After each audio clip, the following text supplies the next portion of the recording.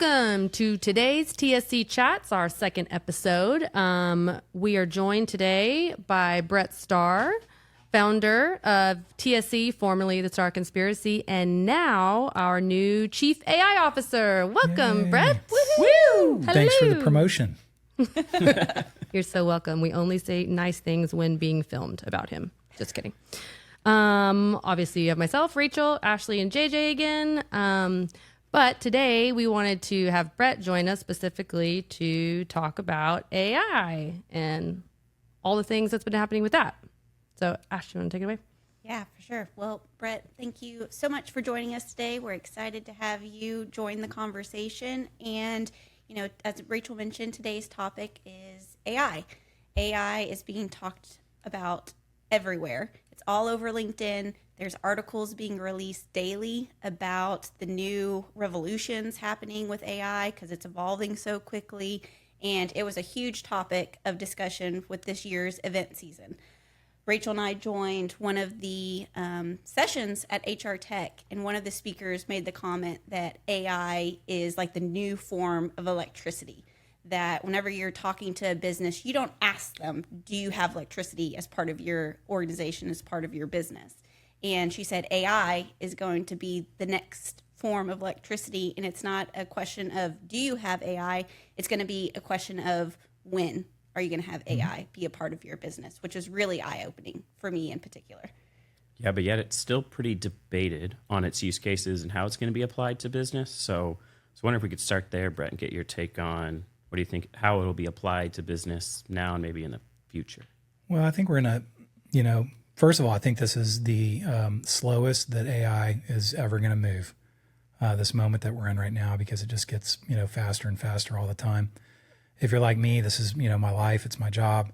I'm pretty entrenched in AI. And so, when I'm reading news articles, it seems like some incredible announcement is made every day, not just one, like 15. Yeah. And, I think that that's driving into the public consciousness in a way that, other things. Y'all remember when we got really into metaverse, or when I got really into metaverse? It was pretty fun. And we got everybody headsets, and we're like, man, metaverse is going to be the next electricity, or, like whatever. And it really wasn't. And, I think it still has a lot of potential. And I think it's going to be part of, the just kind of this big, transformation that we're in. But it's nothing like AI. Like AI is truly, it's already baked into so many things that we use every day and we don't even know it. But I would, just say that it is a debate. And I think the debate is largely caused because so many people have had, an okay experience with AI. When I first started using AI, we've been pretty aggressive adopters here for the last couple of years. And, it was all about Chat GPT and prompt engineering and, being able to write the perfect prompt to get what you want and all that stuff. And, it was really hard, and it remains hard, in organizations to convince people to integrate AI into their daily workflow. Sometimes it's hard just remembering that's like, oh yeah, I could use AI for this. But still, even people who have taken a really deep dive, maybe they've gone from Chat GPT to creating a custom GPT. And, I would say, I'm guessing just based on the conversations I have, because I have many conversations every day about AI with people and how they're using it for marketing. And I would say maybe 5% of people that I've talked to in marketing have experimented with custom GPTs. And so that, it's a little bit, down the road. But even people who have experimented with custom GPTs, they mostly walk away with the same, kind of opinion, which is, oh, this is interesting, but, it's still a lot of work. Yeah. And I can't quite get it to, sound like my brand. I have to prompt it a lot. I have to keep bringing it back to context, and then, once I finally get something that I want to use, what am I supposed to do? Like copy and paste it and, put it into this or that or whatever. And so there's this last mile component that to make AI usable, which doesn't exist in really many organizations, if any. And so I think that the debate, if you will AI be able to produce convincing marketing content? I'm just talking about from a marketing perspective. If y'all want to talk about, general AI and is it going to take over the world and shit like that, I'm happy to talk about that too. I've got my opinions. But Ellie asked me the other day, Mom, wouldn't it be cool if cars can drive themselves? And Ben and I were like, oh, just wait. It's coming. I mean, it's happening. She may not have to learn how to drive. Ellie is 7. We Yeah. should say Ashley's daughter, 7. But it's also like what you're talking about, Brett. It's kind of like, what a scary statement that this is the slowest AI is ever going to move. When you think about it, because obviously it's just so hard to compute how much changes so frequently. And, we can't like someone who's not focusing on AI specifically as a part of their job all the time. Like, it's really hard to keep up with that stuff. So we have clients like, Brett, you were just saying, people you talk to, and I talk to people all the time. It's like, yeah, I'm starting to try to use some of this, but I don't really know like how to do it or if I'm doing the right thing. And like what they're doing is, what you would have probably been messing with like weeks ago, Brett. But they have to be more efficient with less. So they're just assuming AI is going to do it. Yeah. Yeah. but that's the thing, it's like, it takes a long time. For me, it's taken a couple of years to figure out how to actually get usable AI to the point where it's actually making things easier and better for me. Yeah. And so I think that's why, there's a big debate around it, because who has time to, spend 2 years going down an AI rabbit hole just so they can, if I can automate some scraping of email addresses off, a website or something like that, which is a terrible use case for AI. But my point is that there's a learning curve, and you've got to put in right now, or with the state of AI where it is right now, you've got to put in a lot of work before it actually helps you, instead of, kind of just being a party trick or, something like that. So I think that, it's interesting to hear people's differing opinions, because I kind of feel like the electricity, Ashley, that you said, to me, anyone who right now is denying like that AI is going to be transformative, it's almost like you're a climate change denier, which probably, according to statistics, 32% of you people who are listening to this right now are climate change deniers. So, deny there's AI that. as well. There's that. Yeah. Buckle up. Yeah, it's easy to ignore what you can't keep up with and what you can't make work for you, especially as a marketer who is being squeezed every day, asking to do more with less under harsher conditions, which is, that's the reality, right? Yeah, marketing sucks, man. We should be, that should be part of the conversation. Marketing used to be fun, and now, marketing is just a slog to do more with less, to get, more stuff done. And it's not really, as creative a profession as it used to be. And you have to be in a very privileged position to get to exercise creativity in marketing. Yeah, it's very true. In college, you used to do marketing to not have to work in Excel. Like that was a thing when I went to school. Really? Like, I don't want to do finance. I don't want to be in Excel. Joke's on you. Yeah. Living it every day, some version of it. Which, another thing that we've been talking about with clients lately is, how, like what use cases, and you mentioned this earlier, Brett, what use cases are actually being helped with AI in marketing now? Like, for example, we know that, yes, there are some solutions out there from a creative standpoint, like a design standpoint, that can really help, like make you move faster. But from a generative standpoint, like it's just not as far along as other elements of AI. So I don't know, Brett, your thoughts. You're way more in it than we are, but like, what do you think's working versus what's not? Well, that answer 2 days ago is different than the answer today. That's literally, like last week, Anthropic released a computer use model that allows AI to, take control of your computer and your cursor and your keyboard. And as far as all the apps that you visit, it's you doing those things on the screen when, in fact, you're just automating things through AI. And so there's a lot of use cases for that. I think the obvious one is content generation. But here's the problem with that. And I think it's important to put it in this context. We are entering a new phase of AI. The first phase of AI was generative AI, and it was mostly associated with chatbots. And so when people think about AI, they think about using ChatGPT or Cloud or, something from Writer or something like that. And they think about having conversations with it, using it to produce content. If you're in development, maybe you're, getting it to review code or whatever.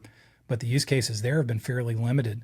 We've had a lot of success creating custom GPTs that we use for market research. We'll upload a lot of source material to it. And I think there's a lot of great use cases for that. But we're entering a new phase now, and the new phase is much more interesting because the new phase is the agentic phase. And the agentic phase is the part where we leap from it being cool and there being limited use cases and content generation, stuff like that, to that last mile of actually being able to integrate output from AI into everything that we do in marketing. And so the use cases for me on a daily basis are fairly unlimited. I mean, there's just, whether it's content generation or whether it is, integrating 6 or 7 systems together to produce a higher order business process, like executing a HubSpot campaign or, something like that. You're only limited at this point from a use case perspective by your ability to implement in an agentic platform or use agents or, whatever. I think for most people who are using, kind of Chat GPT, if you become very good at prompting, and here's a tip for everybody who's trying to become good at prompting. If you're tired of bringing, the Chat GPT version that you're using back to the context all the time, just create a PDF of, what you want the writing style to be, what you want the context to be. And about every 3 prompts, just load that in and tell it to pay attention to it. And you can keep it on track a lot better than that. But with that, so I think if you are diligent and you've, found workarounds for ways to keep, Chat GPT on track and informed in your tone and everything, there's some really great use cases that you can get right now just, for free or $5.99 a month. Yeah. And then being able to, if you have the privilege of time, which is so hard to come by, but if you have time and you're thinking about like, all right, how can I make AI a more foundational part of my marketing system moving forward? It's really about focusing on like agentic based AI, right? Yeah, absolutely. And, it's okay. Like most people, first of all, the word agentic only, became a thing. It seems like 2 or 3 weeks ago. And, I've never said it before, like a month feels ago. weird, right? And now I say it every day and I'm like, it feels so weird coming out of my mouth. But is that even a now real it's word? I don't know. I Agentic. recorded a podcast with Matt Tatum, I think like a week and a half ago, and it's already outdated what I said. Yeah. Yes. That's terrifying. Pretty cool, actually. It is cool, but it is a little terrifying at the same time. Yeah. So I think that. What does it mean? So that people who don't know. But what does now it mean? know. Obviously, I know, but for Yeah. Obviously, I know, but if you could just explain it. Thanks, JJ. It's basically an agent is an autonomous piece of code that is governed by a large language model. So you give it a simple instruction set. Hey, agent, your job is to, read headlines from Google News. Hey, agent over here, your job is to write stuff in this tone. And this agent's job is to publish it to LinkedIn. They're all discrete. They have very specific tasks. They're given a simple instruction set. And their ability to execute that instruction set is governed by the large language model. Basically, their instruction set is delivered to ChatGPT as a system prompt, and then ChatGPT helps them execute their task. And so just think of an agent as, something that is given a very specific job, and you don't have to manage it to do that job once you've created it. I think that, like, when you think about it, the coolest thing about agents, which is not, super clear when you just hear like, oh, they're agents, they're doing things and they can do it autonomously, is how that works, where, basically they are given a job and in natural language. So when you code an agent, you code, depending on the framework that you're in, just a few lines that say, hey, your job is to read the headlines. It's that they are guided in the execution of their job by everyday large language models like ChatGPT, and they get in a conversation with ChatGPT. And what makes an agent unique is that it's got a little bit of memory, capability. It's got a little bit of context capability, and so it can learn from whether it successfully achieved its objective or not, and then it can store that and get better each time. So what's going to happen with agents is initially there's going to be a human in the loop. And so, a human's going to want to read the content and say, yeah, that's good marketing content, or, yeah, that campaign went out and it was a good campaign. But the more trust that people, build in these agents, the more they're just going to, operate autonomously and get better the more they do it and start training on, their own results and reward systems. And all of that, comes from 2 or 3 lines of code that you put into an agent.